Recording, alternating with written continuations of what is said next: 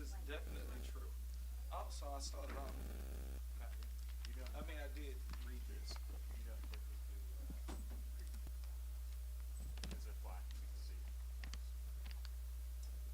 too big of a man.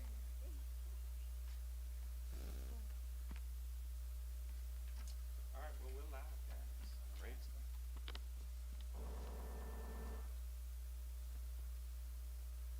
Hand me your mic. Test one. All right, here we go. Um, Ironically enough, Daniel, we just tested this mic, and everything seemed to be fine. But we'll work through the process. So, good evening, everybody who is watching live from Impact Church St. Louis's page. We would like to thank you, along with Mid America Transplant, for your attendance today in-house and virtually, as we have a great discussion today with some fantastic people that have testimonies about organ donation. We have with us fantastic people who work with Mid-America Transplant, and I'll turn it over to Daniel, and he will allow whomever to introduce themselves as they so please. I am Pastor Ron Young of Impact Church St. Louis, and we are just really happy to be in fellowship and partnership with Mid-America Transplant to bring about awareness to our community about the importance of organ donation. So again, we welcome you for tonight's forum, and I will hand it over to Daniel. Well, thank you, Pastor Ron, and thank you so much for being here tonight, whether you're online or in person. It's so great to have you for this important discussion on how organ donation impacts our community. My name is Daniel Sjogren. I am the Community Events Coordinator for Mid-America Transplant, and I work within the faith-based sphere, so a lot of my work is with Pastor Ron and other pastors throughout our area, talking to them about organ and tissue donation and making sure they understand how the process works, address misconceptions that may be there, as well as participate in events throughout the life of the church to see ways that we can help out, health fairs and presentations and whatever. So we're here because this is Donate Life Month. It's a national month celebrated throughout all of April, throughout the United States, where it's an opportunity to reflect on the fact that there are over 103,000 people that are currently waiting for a life-saving organ transplant. And so we have an opportunity to raise awareness for those that are waiting and in need of that organ transplant, but also to raise awareness for more people to be registered as organ, eye, and tissue donors. And so I'm really happy to be here. I want to thank Pastor Ron for having us and hosting us here at Impact Church. I want to tell you a little bit about some of the facts that are out there. I just looked at them today. So 103,000 people are currently waiting, as I said, in the U.S. for a transplant. There's over 1,000 just in Missouri alone, and we are in Illinois, and there are over 4,000 people in Illinois that are currently waiting. Just to let you know some of the things that can be donated from an organ perspective, there are 6 different organs that can be donated: your liver, your lungs, your kidneys, your small intestines, your pancreas, and of course your heart. Those are the different organs that can be donated, and one organ donor can save up to 8 lives. So again, it's a wonderful way at the end of your life to give life potentially to someone else. So I want to begin by allowing our panelists here to introduce themselves, and all the mics are going to work great. I think Ron's didn't work because it's red, and maybe it has something to do with red. I'm not sure. But I'm going to go ahead and we'll start here with Kevin, and we'll just go around and introduce yourself and tell us who you are. Good evening, everybody. Pastor Ron, thanks for the invitation to be here with you this evening in fellowship. It's an honor and privilege to speak tonight about the importance of organ, tissue, and eye donation. My name's Kevin Lee. I've been serving with Dee Preston, Keith, Mac in the lobby, and others for 10 years at Mid-America Transplant. It's been my privilege to serve as the CEO for the last 2 years. My name is Jamaica Wooten. I'm a mother.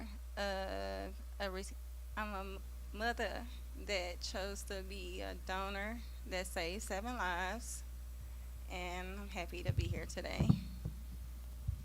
Reverend Wiggins.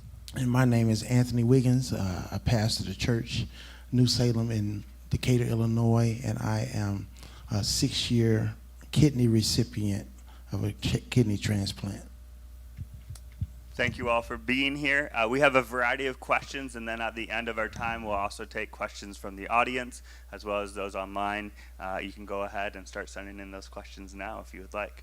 I want to begin by having Reverend Wiggins and Jamaica share your stories of how organ donation has impacted you personally. And I want to start with Jamaica, if you want to share your story. A truly beautiful story, but I want everyone to be able to hear it. So tell us about it. Okay, I lost my son 7 years ago due to a car accident.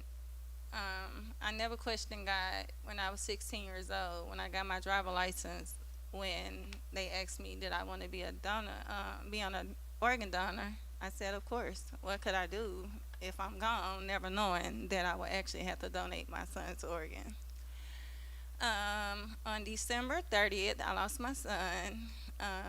You still have to have life in you to give life. So I was given 7 days with my son. I made the choice to donate his life. My son's heart is still beating. Both of his kidneys are still functioning. His liver and his lungs are still functioning. He even gave 2 people eyesight with a cornea abrasion out his eyes. So knowing that my son's heart never stopped, I know that he's still with us, and he never left. So I thank God for that. Thank you again to Pastor Ron Young and Impact and to Mid-America Transplant for this opportunity. In 2014, my kidney shut down. I didn't know what was going on. I couldn't sleep. I couldn't function like I wanted to, and I went to the emergency room, and it was very funny as I look back. I was in the emergency room, and it seemed like all the techs were looking up at the monitor, hey, get a load of his blood pressure. And it was out the blocks. And so I went on dialysis immediately after being in the ER in the hospital for 7 days. I did dialysis. On August 19th, 2020, I received a call at 12:30 in the a.m. Of course, my ringer was off, and they called my wife's phone, and they said we might have a kidney, and they called me back at 2:30 to go over to SLU to do blood work. And on my way to dialysis on Monday morning, I received a call to say, come pack a bag, we got a kidney for you. And so I did the transplant, stayed in the hospital another 6 days. I received my kidney from a cadaver, so it took a minute for about 3 weeks for the kidney to actually kick in. And when it kicked in, it kicked in. I'll just say there's a difference between 2 times a day and 2 times an hour. And you can fill in the blanks. And so I am, my anniversary is August 20th, and so I make a big deal out of it. I call it my crescent moon day based on the shape of my incision. I would show it to you, but the way my stomach.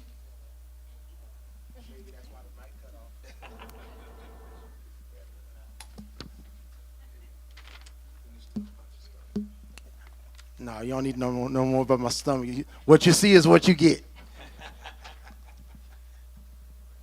Well, thank you both for sharing your stories. It is beautiful just to see both sides of how organ donation impacts lives from the donor family side and also from the recipient side. So thank you both for taking some time to share your stories here.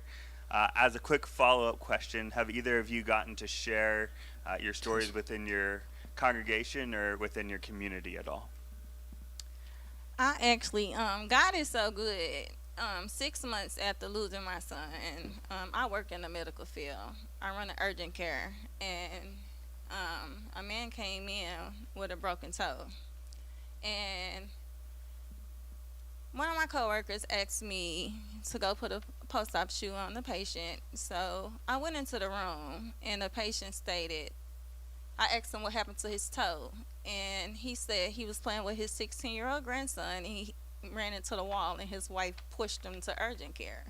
So I'm like, it's a great thing that you're involved in your grandson's life, because there's a lot of good kids out here. They don't have the right guidance. And I told him what happened to my son, and he was like, "Oh, I'm so sorry. What happened to your son?" And I was like, "But the best thing about my son going to be with God is that he saved 7 lives."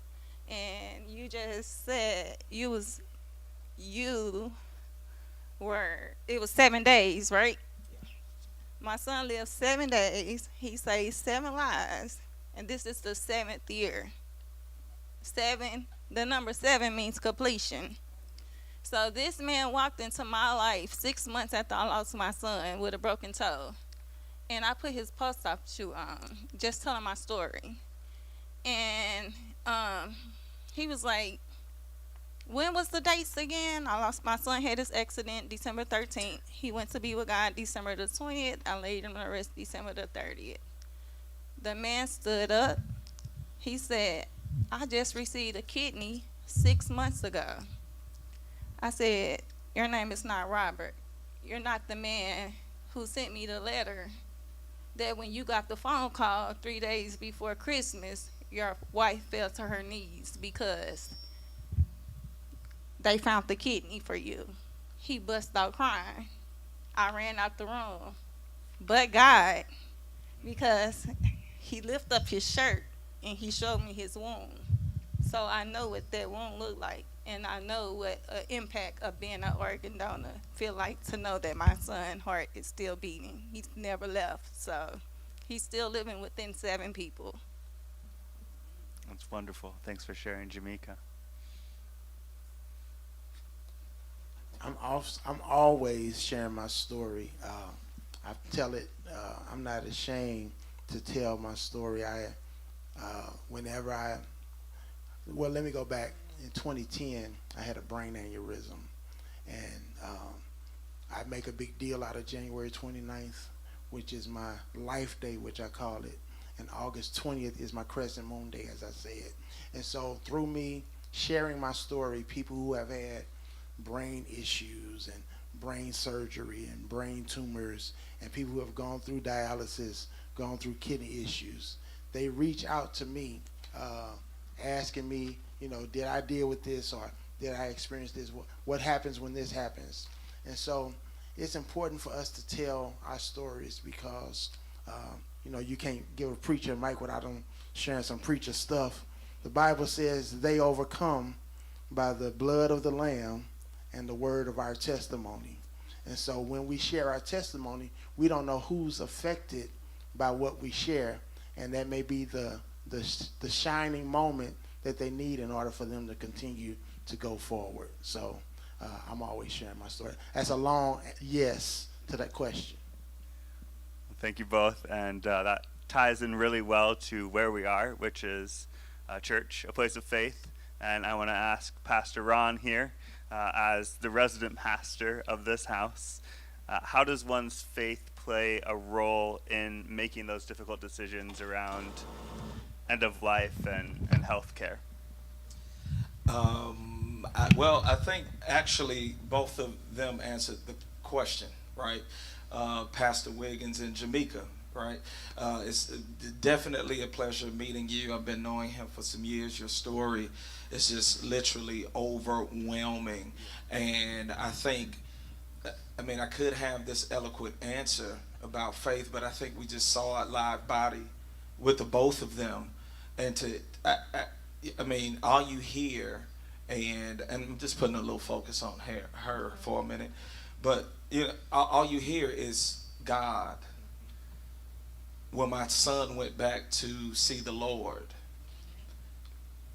I don't think, obviously there people are, but I think she's a live body example of faith being played out and trusting God and allowing your child, right? This is just not this is bone of bone and flesh of flesh. And I think faith played a major role in you saying, hey, if God could use my son to bless somebody else to live, then why wouldn't I do it?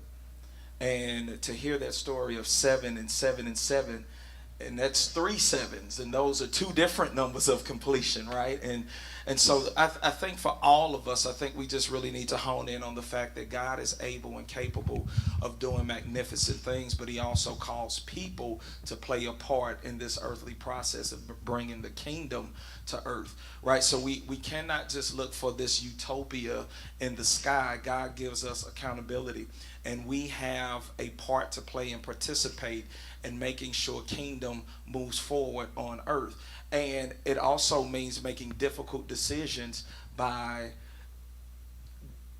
being a donor and looking past the fact of the taboo things that we've talked about several times of, well, I want to go to the grave with everything I came with, or you know, how is Jesus going to resurrect me and I don't have any organs, as if he didn't create us from the dust of the earth to begin with, right? And so I think those kind of things just kind of should put into perspective that even when we are physically not here on earth, the impact we are able to make through our faith and the practice of our faith makes the difference. Last thing, as he said about pastors holding microphones, the Bible says faith without works is dead. So if you have faith but you do not practice the work, it does not validate the faith. So how much do we really believe if we don't exercise what God has given us the ability to? I cannot give you $100 and all I have is 50.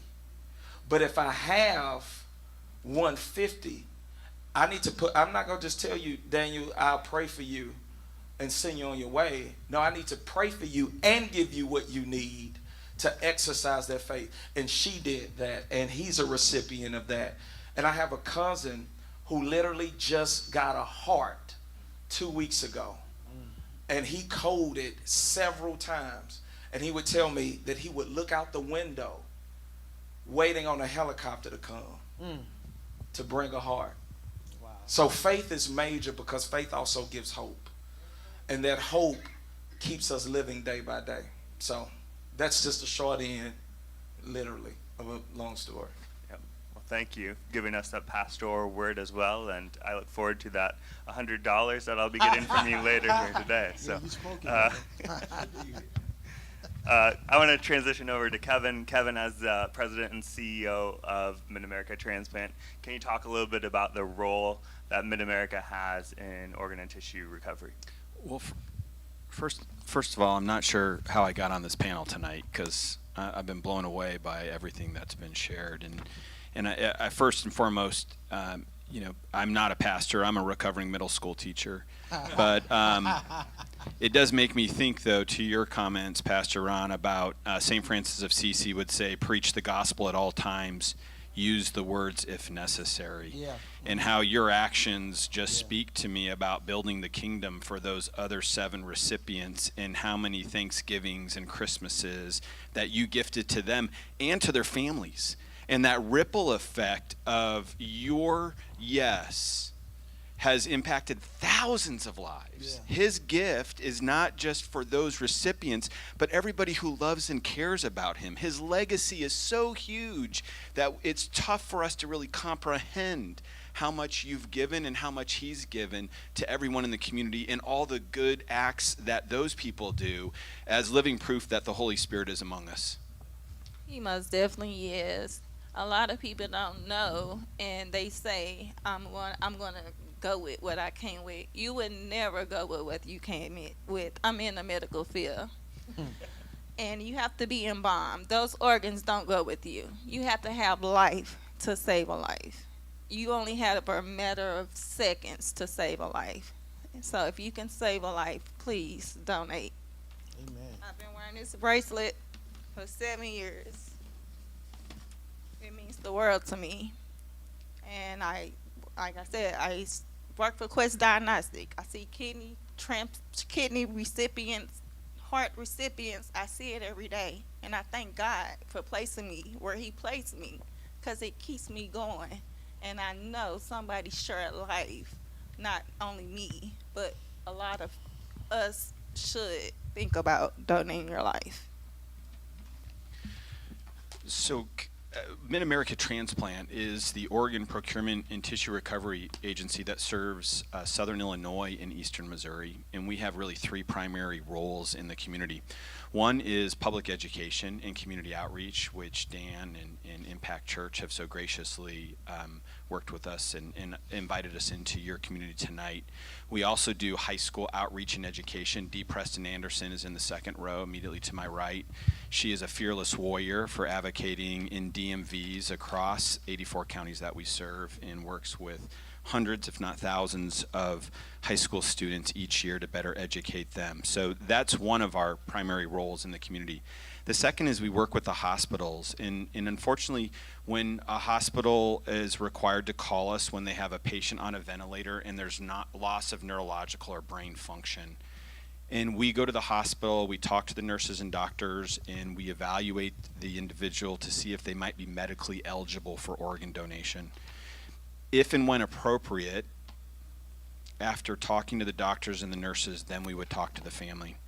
And once we receive that heroic yes that you so generously gave, then we begin working with the national system to allocate those organs, which we call gifts inside our organization. Those are gifts, to follow the list to find the home. And then we place an offer to places like St. Louis University, Pastor, and their surgeon looks at that organ and they look at the patient on the list. We don't know names, we don't know anything about you, your identity is protected, and they decide if that kidney is the right fit for you. And if they say yes, then we tell them when the surgery, when the recovery will take place, and then they communicate with you about coming into the hospital moving forward. So we steward at that point. Stewardship's a big value for us. Steward those gifts to new homes. And you are the home in that sense, sir, and do that. So our team at Mid-America Transplant works 24/7, 365.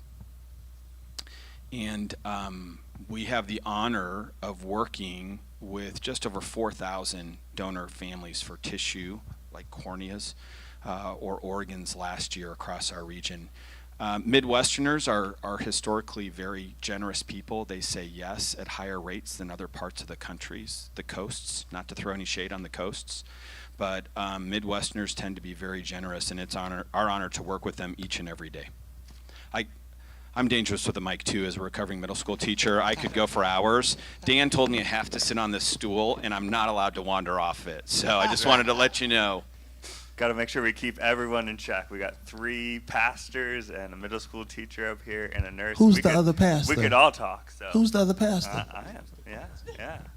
I was a pastor for 10 years. So I didn't tell them that, no. But moving on to our next question. So, part of the reason that we wanted to be here at Impact Church is we wanted to make sure that we have some conversations that are tough to have with the community, including East St. Louis in this area. And one of those things is to talk a little bit about health disparities and inequities that exist. African Americans are 3 times more likely to need a life-saving organ transplant than anyone else, any other ethnicity or people group. And people of color make up 60% of those on the national waiting lists, even though they're approximately 40% of the population. We know that there's a lot of health disparities that exist across racial and economic and gender and other lines. What is being done to address, this is kind of to everyone, what is being done to address those concerns or disparities? And do faith communities have a role to play in addressing that and making sure that people are aware about it as well? Well, I believe that when it becomes a conversation, it becomes active in the community. Before I experienced this in my life, I never had a conversation about organ or tissue donation. And so when it hits you in your face, then you're able to deal with it. A lot of times people don't act on it because don't know about it, don't talk about it. It's not a topic of conversation. And so it's important for us to share the importance of it through donation and receiving so that people know the importance of it, because most of us have somebody in our families that has to deal with it in one way or another. And so knowing what is possible for you to do as a family member is important, and then those are in your environment being able to know that they are possibly an extension of life for somebody makes it all possible, and makes it live, as opposed to just being a thought. And I would just like to say to you, as a recipient, I know from you have to do your homework. If you miss that call, that there's our donors available. You have to start all back over, go all back around the circle again. So as a recipient, my best friend's son received a kidney. He was only 18 years old. And 6 months later, she became a grandmother when she thought she was finna be planning a funeral. So God is good. When I got the phone call the next morning, like when I donated his organs, I just thought, I didn't know that my baby would eyes can see. I didn't know that his heart would still be pumping. 2 kidneys, liver and lungs, all was given in 24 hours. Wow. And I'm thankful. Yeah, that's a major blessing. And to kind of dig our heels in a little more into the question you asked about, what's being done to address the concerns and the disparities in faith community roles. I think one of the things for us, I think in African American communities, is to continue to have these courageous conversations that we're having now. And even though we don't always, sometimes we think if we're not talking to the masses of people immediately that we're not having some sort of effect, right? I think we have to remember every pebble creates a ripple in the pond. And if we keep throwing the pebbles in there, and the faster we get it out, more and more the ripples become bigger and bigger. And I say that to say it's moments like this that are part of the contribution, but we have to get other people on board to be able to have that conversation. And I do understand coming from impoverished African American areas, because not all African American areas are impoverished or have deal with the same disparities. But if I'm more concerned about how I'm gonna eat at night, I'm not really worried about what kind of organ I'm gonna give. Or if I'm thinking I'm gonna get killed by a bullet and not a failed kidney, like the least of my concerns is whether or not I'm checking off something on my driver's license. So I think with us in our community, there is a gambit. There's a lot of tentacles that we have to deal with to promote, well, not to promote, but for us to actually gain a bigger heart for the issue. Because again, and I said this to our congregation, we always wait till something happens. We are so retroactive instead of being proactive. And one reason, us having this discussion here is because I want our congregation to be proactive. I see 2 members of our congregation out here today who's either been on that waiting list and still waiting, who's in our congregation and are sitting out there right now. And this means something to them, right? And so I think just keep hitting the hammer with the nail, and eventually we'll be able to build something. But it's going to take a lot of time in our community. Yeah, Dan, can I jump in here? I think one of the other things, too, is so we know that there's 90,000 Americans that woke up this morning waiting for a life-saving kidney transplant. But the National Kidney Foundation is telling us that they believe there's over 7, maybe 800,000 Americans that are eligible or medically eligible for a kidney transplant. And I drive through our communities, and I see Fresenius and DaVita and other dialysis centers that are very prevalent in America today. Whether you're in a rural or an urban, wherever you are in America, you see dialysis centers. And my question is, are we talking to people who are receiving life-saving dialysis about being evaluated? Are they medically suitable for a kidney transplant? Or are people just resigned to the fact that dialysis is part of their life moving forward? Kidney transplant's major surgery. I mean, it's not something to be taken lightly, and I haven't experienced that surgery, so I can't speak to it personally. But I just wonder how much we're doing to talk to our family members, friends, neighbors about their battle with end-stage renal disease and whether or not they've gone to St. Louis U or Washington University of St. Louis and they've looked at that and been evaluated moving forward. And then last thought on that too is also looking at each center. We, especially in the African American community, if I may, we have to look at healthcare as consumers. And so we have to meet with the surgeons and interview them, ask them how many transplants they're doing per year, look at the wait times on the transplant waiting list. So we know here in St. Louis that there's shorter wait times than national lists on the coasts in particular. But what is the difference between a Wash U and a St. Louis U? Who are the surgeons? How many times are they doing surgeries per year? So that we're a proactive consumer in that process. We are empowered to take control of our health, and that we can ask tough questions about what's 1-year graft survival, what's 5-year graft survival, 10-year, 11-year graft survival. Incredible, right? Like inspiring to be with you today. But I think those are the other components about it is, yes, it's donation, yes, it's giving life, but on the other side of that, how are we also, if we know someone in our family who needs a solid organ transplant, really looking proactively at the transplant centers as consumers? And I hope that language is okay, Pastor Ron. Yeah, and I think what you're touching on there too is just, a lot of my work is within the African American space, and I recognize as a white male I don't quite fit immediately into that space. But having conversations with the community and having conversations with people, one of the things that has always struck me is not only is there a lot of hesitancy and a lot of concern, and rightly so, because there's been lots of issues with how healthcare has treated African Americans and minorities in our country. And we need to be honest and recognize that and acknowledge that. But on the flip side, I think that there's a lot of people that just never ever think about organ and tissue donation, right?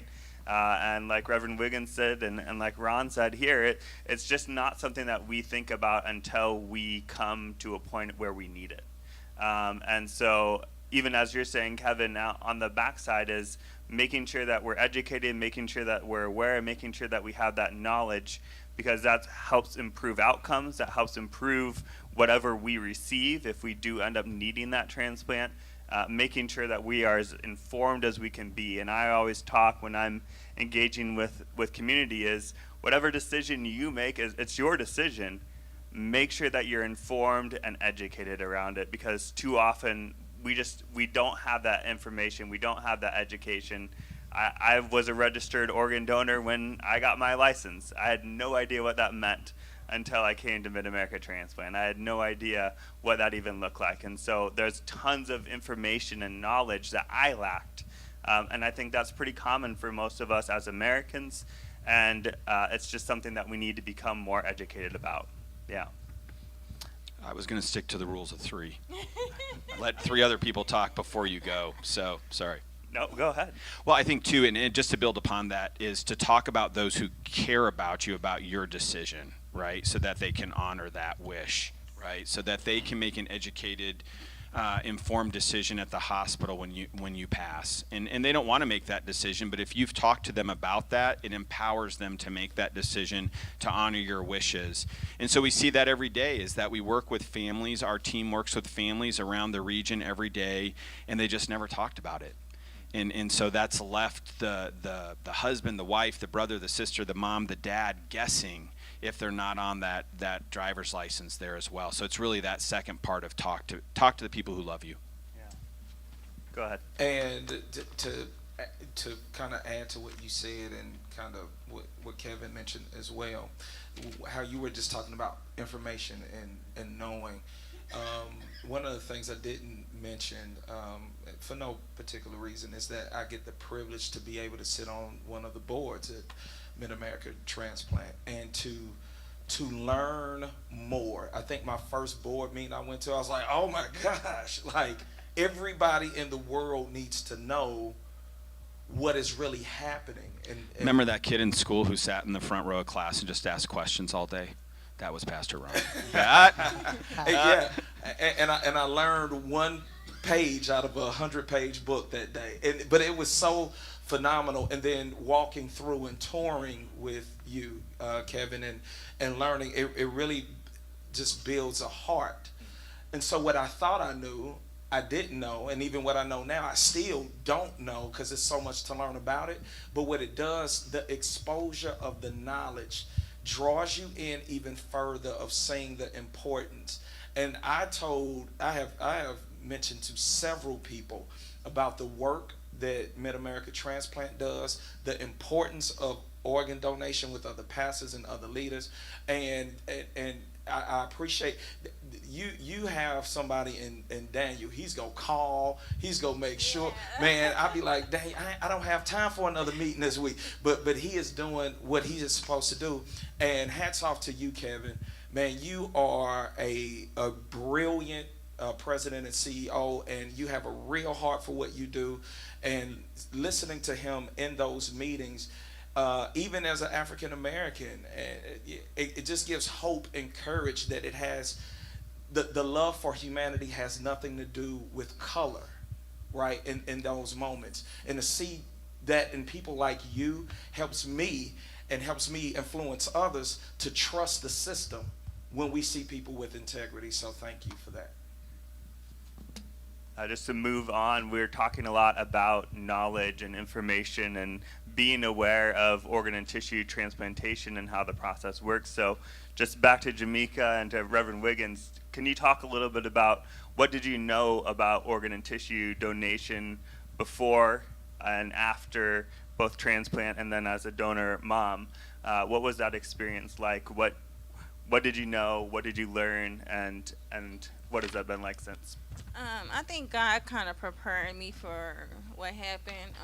I also worked for American Red Cross before I started work, before this transition happened. So I watched my grandmother go through, get many she used to get a lot of blood infusions at the cancer site in the center, and I see somebody, I'll be in the store, I'll be looking at their veins, and I'll be like, what's your blood type? Do you donate? You should donate. Do you know one donation saved 3 lives, And a lot of people, like you say, lack of education. Like I said, think of it if it's your mother, your grandmother, your sister. I tell my story every day. I love being in the medical field. And to know that my son's heart is still beating, that just means the world to me. A 14-year-old girl got his heart. And like you said, it don't matter what your nationality is, what your background is. Your body part can live within. And if you believe, you will receive. Just keep that little faith of that mustard seed. Amen. Well, before, I didn't have any idea and no, it wasn't a conversation, anything. And I had a sister who was on dialysis before me. And, it was just like, she on dialysis. And then when I hit it, and my mother had to deal with both of us on dialysis at the same time. And I received my kidney, and my sister was still on dialysis. My nephew, my great nephew, and I forgot the terminology, so forgive me, but he attempted suicide, and they found his body before he was still alive, so they put him on the life support. My sister, who is not biologically connected, received 1 kidney. His biological grandmother received the other kidney. And so through my experience and her experience, it has been a very common conversation now. Right now we're having a family issue now where one of my nephews may need a transplant. And so the fact that we've already been down this road to some degree makes it where it's not as overwhelming as it could be without the experience. And so, like I said, I make it a part of my conversation, and I try to make people aware of how important organ and transplantation is for everyone, especially in our community. And a lot of the stigma is, we have loved ones who die in the middle of the process. They're on dialysis. They're doing, and that's all people know. And they, bitter. They're angry. All that, and to expose somebody on the other side and the possibilities that are available to all of us, it just makes that arena more. It eliminates the narrowness of it, and it opens up all the possibilities that are there. So that's. May I tell a story, Dan? Absolutely. Yeah. So it's in. story. Okay, short story. All right. It is. It's all about those possibilities. So 3 years ago, we the day before Thanksgiving, we approached the family of a 90-year-old African American man here in the city of St. Louis. He had served our nation in World War II, and he had not registered to be an organ donor. And his niece and nephew were his legal next of kin. And we asked them about their uncle, who had been very generous in their lives, and they loved to help people. So they thought about it over Thanksgiving, and they came back the day after Thanksgiving and said, yes, we would like to move forward with donation. And his liver went into a 68-year-old woman here in St. Louis, which anything is possible, right? Especially with the liver in particular. It's such a beautiful organ. But we just don't know, right? And so we wanted to highlight that story. We wanted to tell that story. Quite frankly, we wanted to shout that story from the rooftops about here is a veteran, a man who has served our nation in wars and lived a life of service to his family. And then his final act was this beautiful act of donation as well. The family didn't feel comfortable with that, and of course we respect that as well. But there's so many stories that we can tell about heroism, these heroic acts where strangers save the lives of a complete other stranger, and it really is inspiring, and it does renew your faith and really grounds you in that. No, there's something to be said about faith, right? And faith often is what keeps people that are waiting. There's a faith component of waiting that process 5 to 7 years for an average kidney, right? And so because of that, many stories as I engage with people in the community talking about how faith has impacted them and how they've been praying and how God orchestrated different events and together. It's truly beautiful and amazing, and I think that's a wonderful and incredible thing as well. What are some of the common concerns that you hear from the community around organ and tissue donation? What are some of the concerns that people have about it? Mine is I'm not giving my organs. They gonna sell my organs. I'm gonna go with what I came with. You would not go with what you came with. So save a life.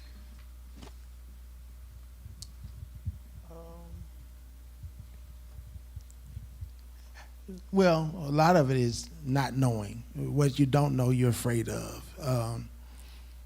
And, making it a conversation helps to, seeing people like me and others who have received and are living life, to its fullest. People need to see that example to let it be known that it's a possibility. Life doesn't end. I took on this saying while I was in that process that I'm not on dialysis. I'm going through dialysis. That was not my destination. I had more to do. And so when we start even all of our sicknesses, stop looking at them as something that we are in. It's something we're going through. And God has control over every situation. Every situation. Third time's a charm. Every situation, God can, Romans 8:28 us, all things working together for our good. And so we have to trust him. And with however much faith we have to allow that faith to work in our lives and let God do what he does. And this is my last saying for this topic. Do what you know you can do. Trust God to do what you can. Amen. Yeah, man. Got I off. mean, I don't have an offering, but if I did, I would.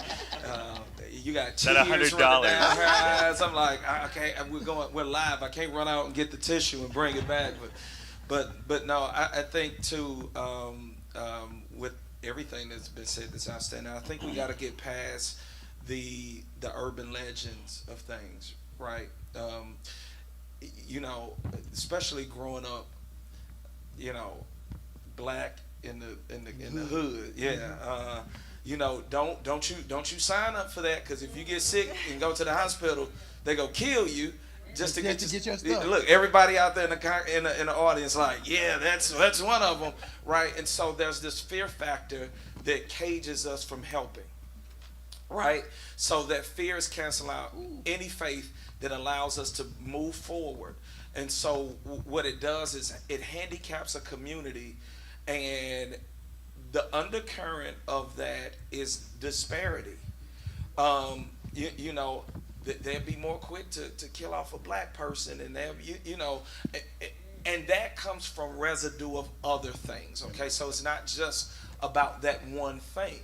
And I think once we get past the taboos and or the urban legends, again, information, talking with people with integrity, with real stories that can make an impact. I think that's just where it starts, but it is a grassroots effort. I just want to say something real quick on Go that. ahead. I got my license plates for my car, and my plates are they donate life license plates. So I have twin girls. They are 22. When I came home, I was excited when I got the license plates, and when I got home, they was like, "Oh, we're not driving your car no more.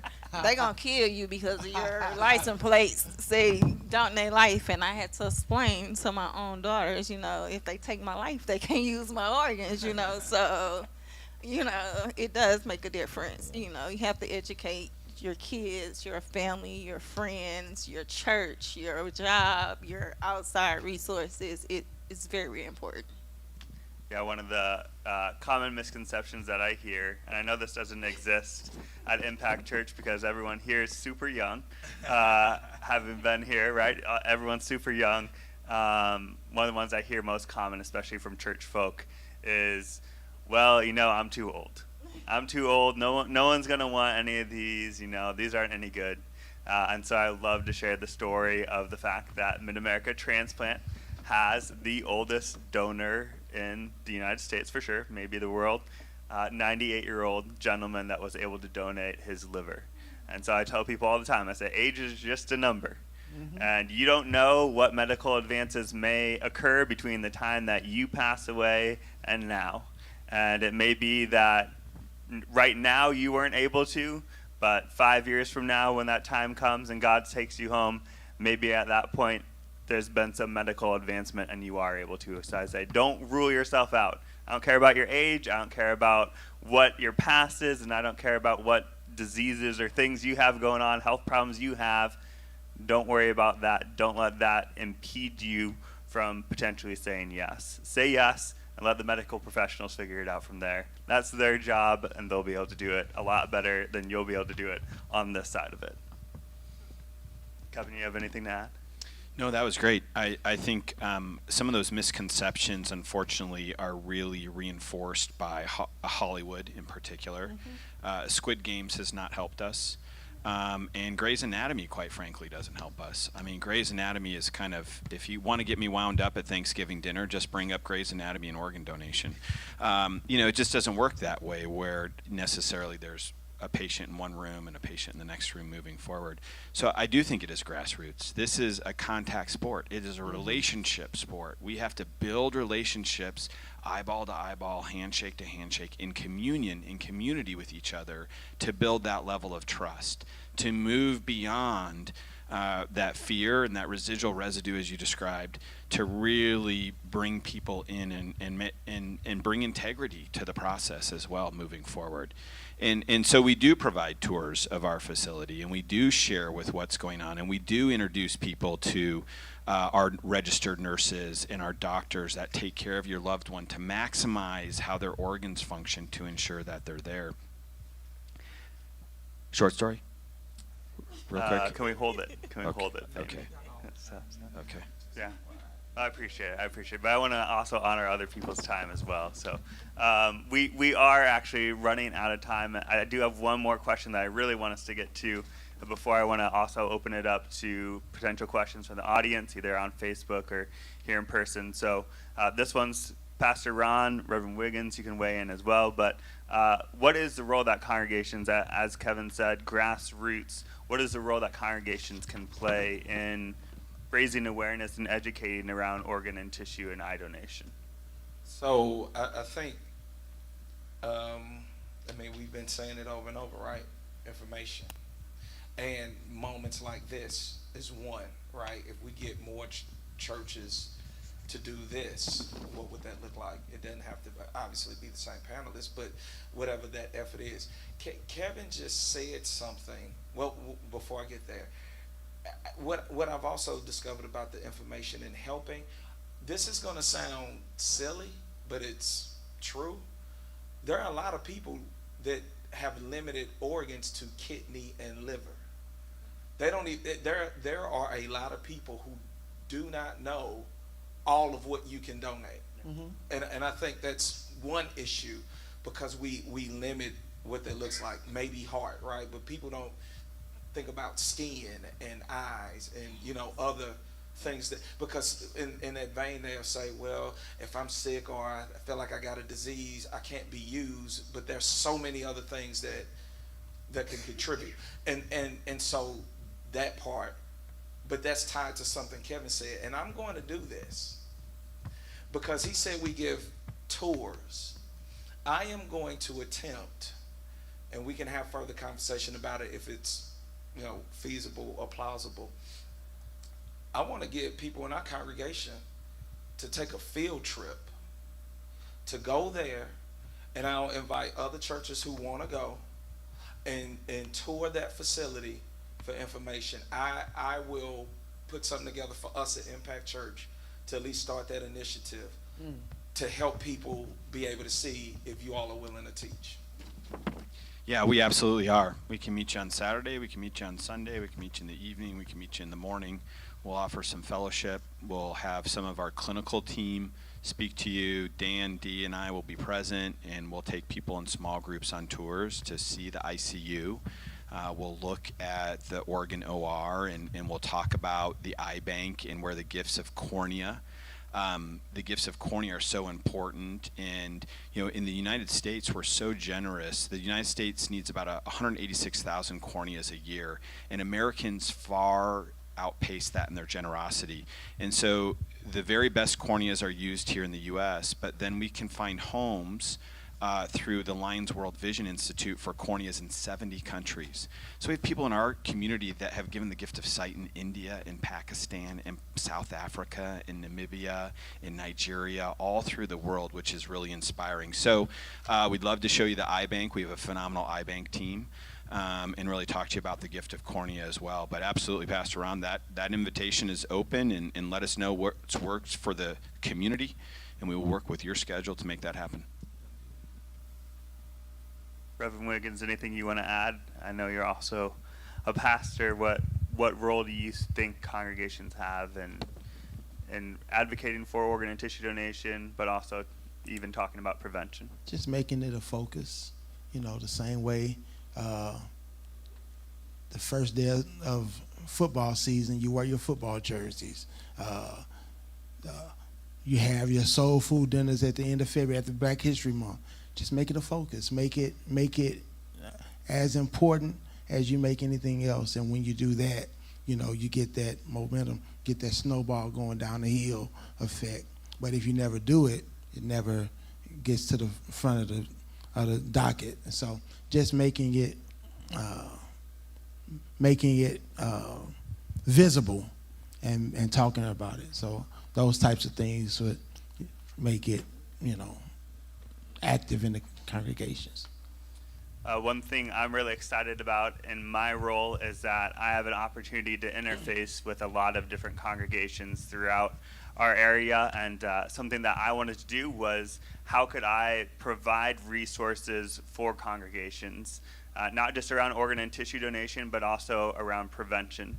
Because one thing that we see is if there's less people that end up on the list, then more people are going to be able to be taken care of that are on the list, and we're not going to have as many people passing away. Approximately 18 people pass away every day because they don't get that gift that they need in time. And so part of my role is to talk about prevention as well, to make sure that people are healthy, to make sure that people understand how their kidneys function and how their liver functions and how their heart works and their lungs and different ways that they can prevent potentially even getting to the point where they need a transplantation. And so something that I'm rolling out here in a few months fully is a program that we're working on to highlight a different health topic or focus each month, and then provide churches and faith-based organizations throughout our area with announcements for that specific one. So February is Heart Health Month, March is Kidney Month, April's Donate Life Month, and so providing announcements and just different materials that they can use throughout that month to make sure that they're well resourced and to make sure that they can educate their congregation, but offering all of that free and making sure that it's easily accessible to them in both digital form and in paper form, however they need it. If they want to put in their bulletin and their newsletter, we're offering all of that. And that's something that I'm really excited about, again, just to make sure that we're not just talking about organ and tissue donation, but we're also talking about prevention. What can we do to make sure less people get to the point where they need that as well?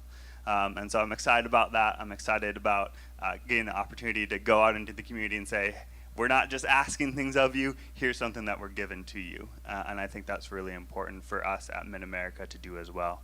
I do want to give us some time if there are any questions from the audience or from Facebook. I don't know if anyone has the Facebook page up that they can look to see if there's any questions. There's none on there right now, I'm hearing, okay? Anyone in the audience have any questions for us?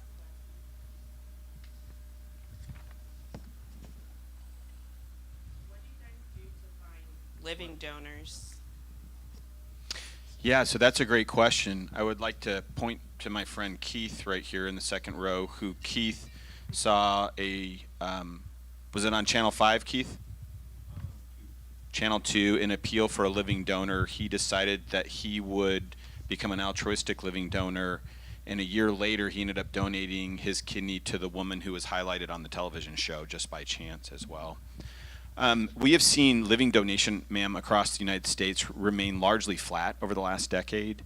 And so we at Mid-America Transplant, it's not our specific role, but we do partner with the National Kidney Foundation for the Big Ask, Big Give, which provides ongoing workshops in the community. And we could host one here at Impact Church to educate and benefit people about living kidney donation as well.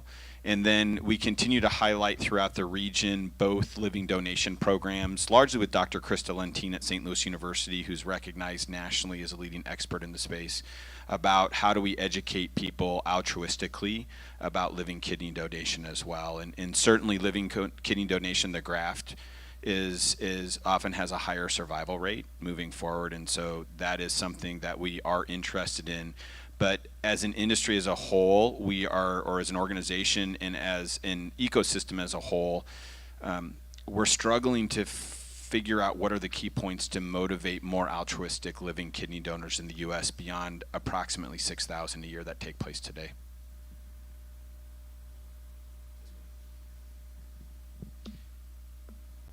Anyone else have a question?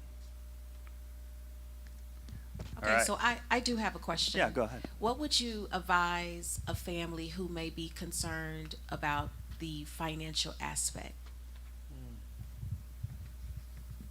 In regards to whether or not they'll have to pay for Correct. the donation? Where Right. does the burden fall on, and what does that look like as a safety net to ensure them that there will not be any costs that would fall on them? in regards to how do you all advise them if that's one of their major concerns? Sure.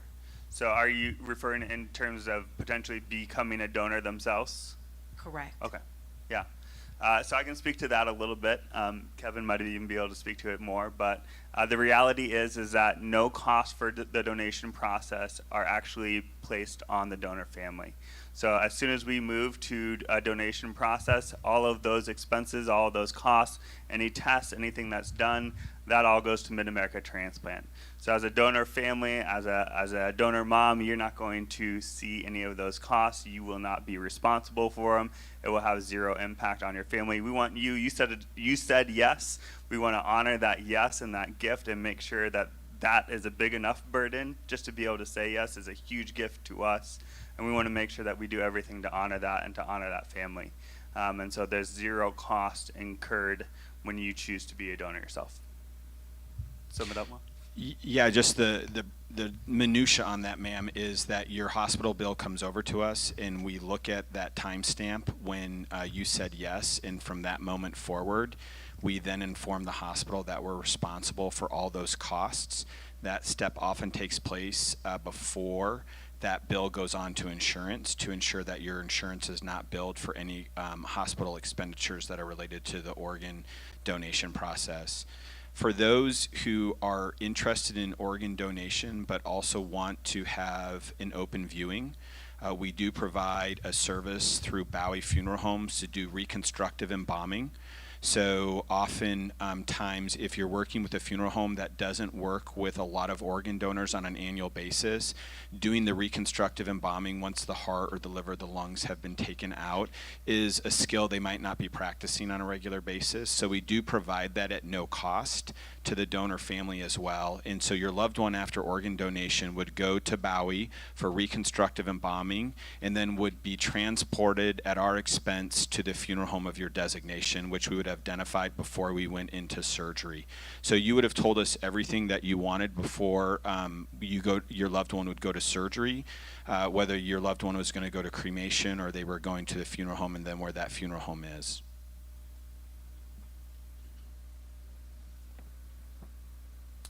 Any other questions? I think I would just have one ask is where else should we be in the community? What are the events or the other things in the community where we should be at? Not necessarily just asking people to register. And I don't think we're looking for an answer tonight necessarily, but where's the community gathering? Where's the opportunity to be supportive? Where's the opportunity to be in relation with the community so that we can build trust and transparency? Because community is where hope lives, right? It's lonely to wait alone. But we want to wait together. And so moving forward, if you have thoughts for Dan, Dee, myself, Keith, or Mac, who is out front, please let us know about places. And to the best of our ability and our capacity, we will be there. And we will engage in ones and twos or hundreds or whatever the community is that we have in front of us. Well, I could at least give you a heads up on this, and then you can take it and run with it. So at least a couple of things to that question. Here in the city of Cahokia Heights, there are two big events that we even partner with the city in doing. One is a trunk or treat.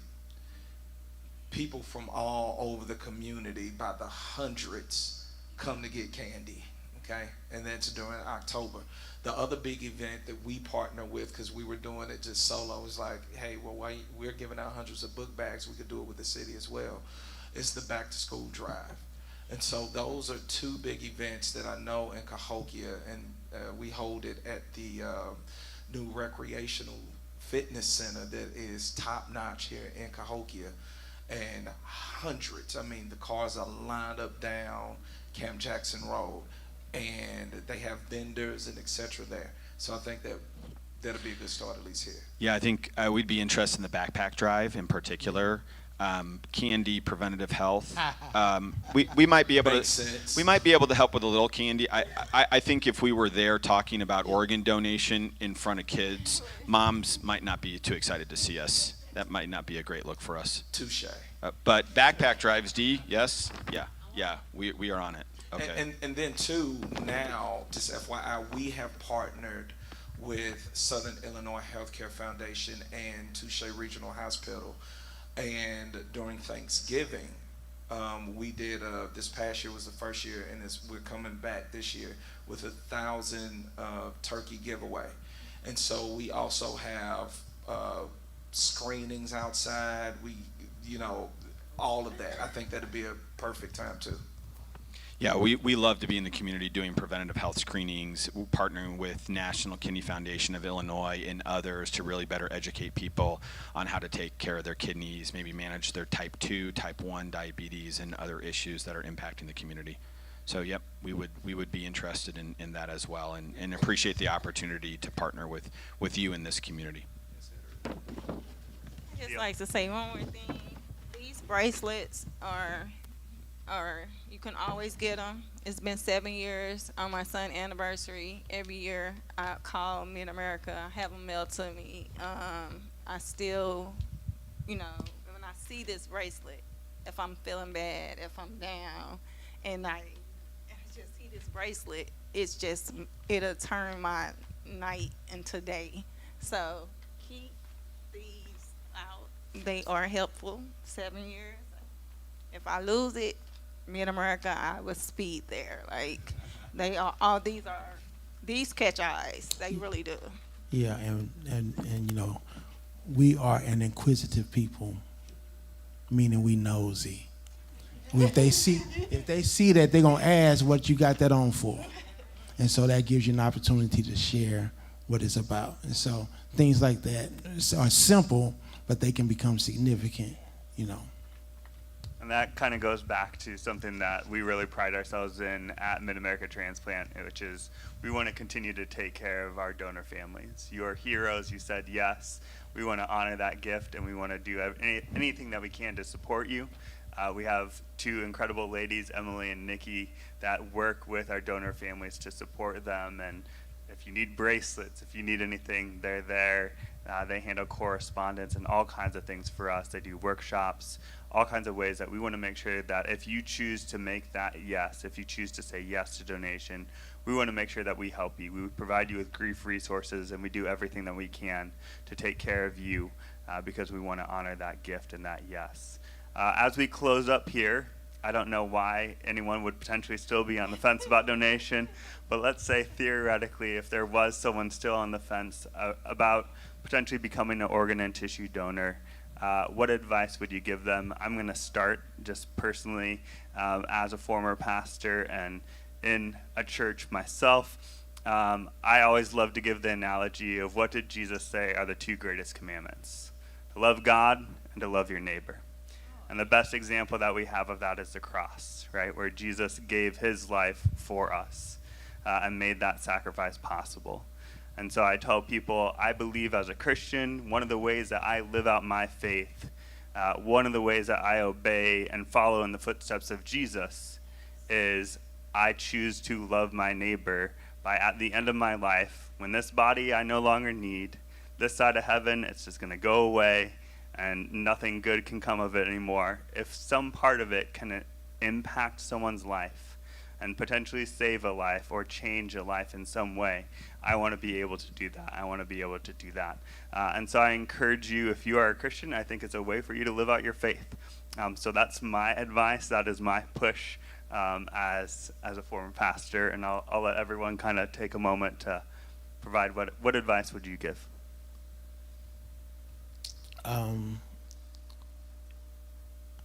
As I said, I pastored New Salem in Decatur, and when I became pastor, I told them that we're not going to have any problems. It's going to have opportunities and possibilities. Sharing this information opens up opportunities and possibilities to the problems that you are presented with. And so when we share the story, when we tell how it does not have to be a destination, but just a part of your journey, the Spirit and God will work those things to prick the hearts of those who are able and who have a desire to do more than what they're doing to jump on the team of organ and tissue donation. I would say, when I saw him, my son was 16 years old. His recipient was 72. And when I saw him, my mom, she's a minister. She knows the word. She said you have to look back where he brought you from. So I told him immediately. I said, I see life in you.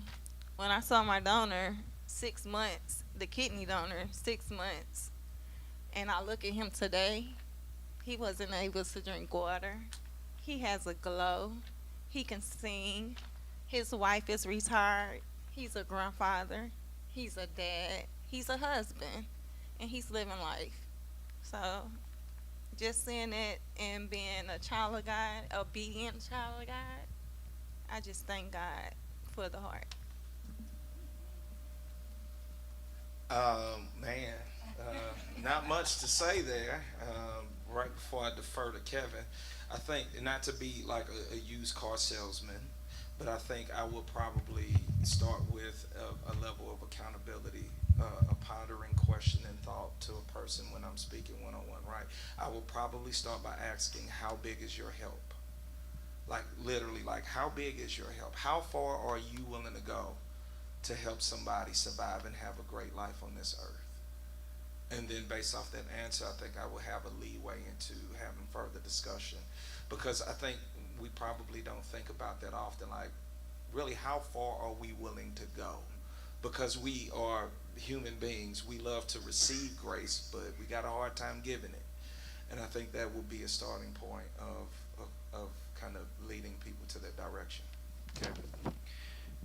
Yeah, I'm not sure it's ideal to go last here, but I would ask people to sit with it and to think about it and to pray on it and to discern on it about where is their heart leading them. Because I think in the moment we can often say, no, I don't want to do that, but when we start to think about it, I do believe that the vast majority of us on this earth are compassionate and good-natured people, and we want to help other people.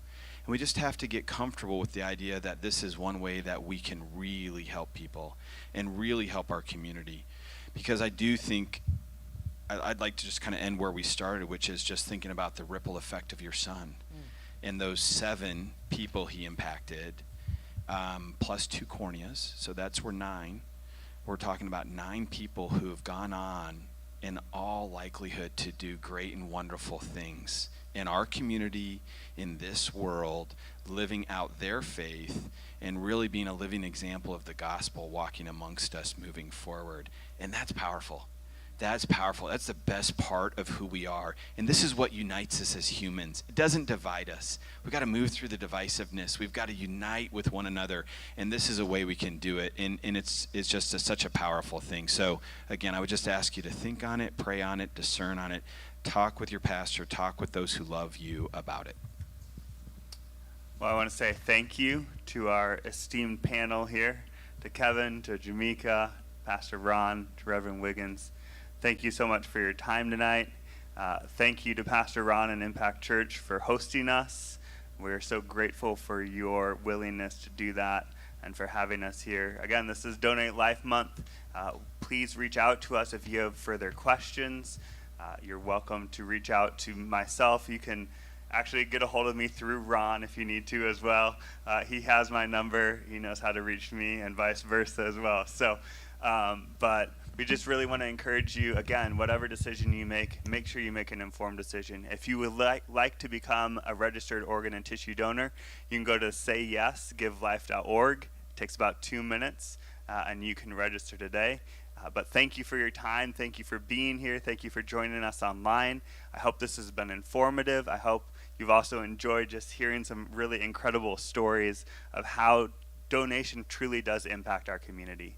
So thank you and have a wonderful night.